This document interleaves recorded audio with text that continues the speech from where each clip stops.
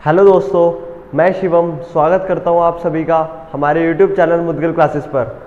तो जैसा कि आप लोग जानते हैं, CBSE ने अपना नया सर्कुलर दे दिया है जिसमें उसने टर्म 1 एंड टर्म 2 दोनों का सिलेबस बता दिया है। तो सिलेबस आपका रिड्यूस भी हो गया और टर्म 1 का सिलेबस आ गया कि उसमें कितना आएगा और टर्म 2 का आ गया कि उसमें कितना आएगा। तो पहले हम मैथ्स की बात करेंगे, टर्म 1 मैथ्स में कितना सिलेबस आ रहा है। तो अगर मैं मैथ्स की बात करूं, टर्म 1 जो है मैथ्स में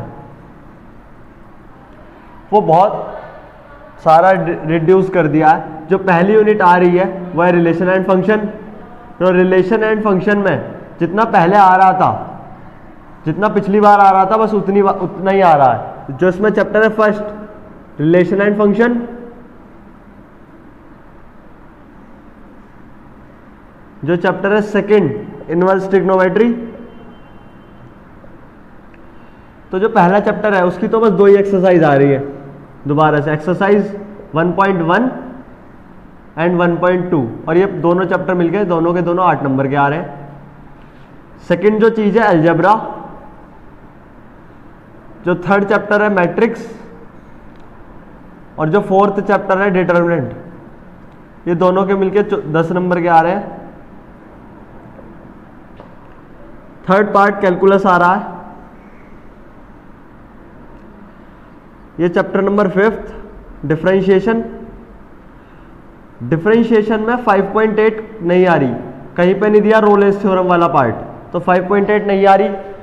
कहीं पे डिटरमिनेंट की प्रॉपर्टीज नहीं आ रही, 4.2 का जो डिटरमिनेंट की प्रॉपर्टीज होती है 4.2 नहीं आ रही।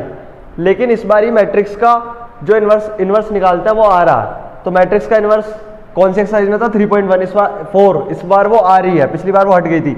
जो 6 चैप्टर है application of derivative, application of differentiation या application of derivative. Application of differentiation में 6.1 रेट ऑफ चेंज नहीं आ रहा, अप्रोक्सीमेशन एरर नहीं आ रहा। इस बार आ क्या कह रहा है? Increasing decreasing function, tangent normal और मैक्सिमा मिनिमा। ठीक है। इसके बाद अगर मैं बात करूं नेक्स्ट की, तो नेक्स्ट आता है लीनियर प्रोग्रामिंग, जो कि एक बहुत छोटा सा चैप्टर है और उसकी 2 ही एक्सरसाइज है, और चैप्टर का नाम 7th, वो भी लीनियर प्रोग्रामिंग ही है। लीनियर प्रोग्रामिंग जो कि आपका आता है 5 नंबर का, कैलकुलस आपका 14 नंबर का आ रहा है। ठीक है दोस्तों, अब टर्म 2 देखते हैं। तो टर्म 2 में जो हमारे पास जो हमारे पास मैथ्स में आ रहा है वो देखेंगे। 7 चैप्टर तो टर्म 1 में आ रहा है जो मैंने अभी डिस्कस करे, और 6 चैप्टर टर्म 2 में आ रहा है। तो टर्म 2 में जो पहली चीज आ रही है वो आ रही है कैलकुलस, और जिसमें हमारा इंटीग्रेशन में जो एक्सरसाइज है 7.7 उसका पीछे का पार्ट आ रहा है, 7.8 नहीं आ रही। इंटीग्रेशन एज अ सम नहीं आ रही, तो इंटीग्रेशन आ रहा है। उसके बाद application of integration,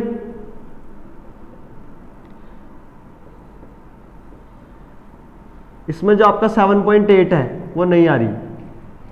application of integration, उसके बाद डिफरेंशियल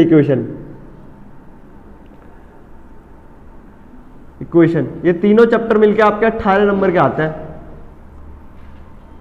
कैलकुलस का जो पार्ट है वो यहीं पे फिनिश हो जाता। उसके बाद आपका आएगा 3D एंड वेक्टर।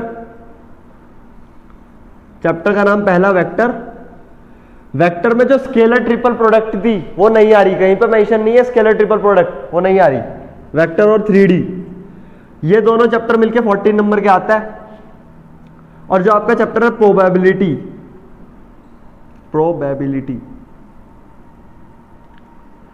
उसका नाम भी प्रोबेबिलिटी है।